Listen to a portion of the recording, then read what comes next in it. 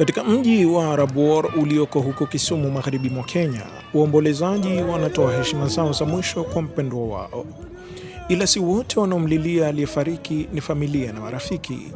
Baadhi ni watu wasiojulikana kabisa, wamelipwa tu ili kuomboleza. Shughuli za mazishi magharibi mwa Kenya ni swala linalozingatia utamaduni na wataalamu wa kuomboleza ni maarufu sana katika jamii ya Waluo.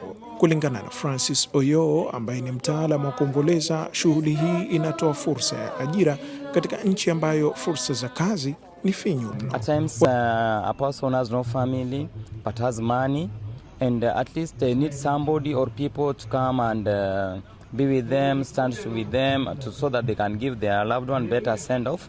It comes a point where they'll need professional mourners, and that is where we come in.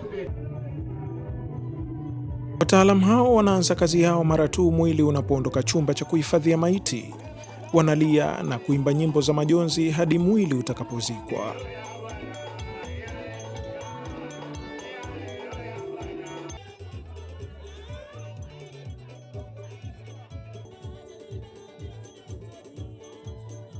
Kwa Georgina Achieng ambaye mjumbake amefariki dunia, walihitaji huduma za wataalamu wa kuomboleza kwa kuwa mjumbake alikuwa hana familia ya moja kwa moja.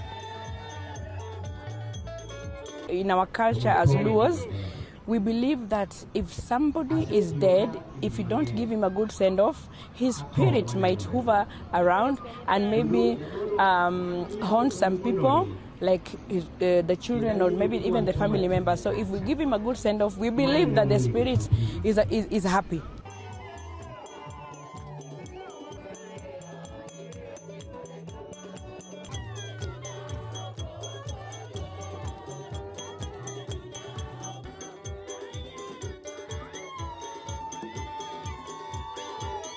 We don't have to be related to the person. We only have to get the feeling that a human being is dead, and then we start crying with the thinking if it were my relative.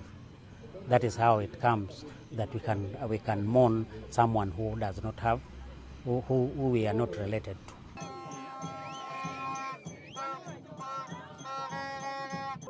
Kwa familia na marafiki ni fursa ya kumwaga kwa mara ya mwisho mpendwa wao, ila kwa wengine ni siku nyingine tena kazini.